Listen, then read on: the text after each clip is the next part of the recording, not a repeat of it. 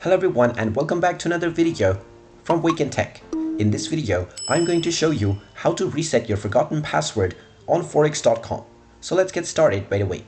First of all, open up your web browser and then in the address bar type in Forex.com and press enter.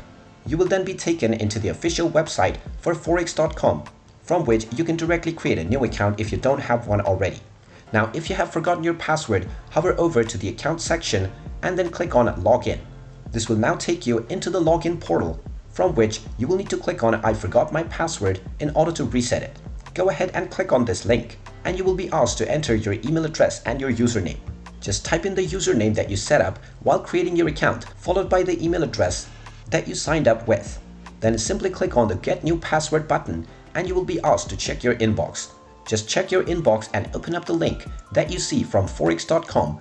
And once you click on this link, you will be allowed to create your new password. After entering your desired new password, just click on the Reset Password button and now your password will be reset right away.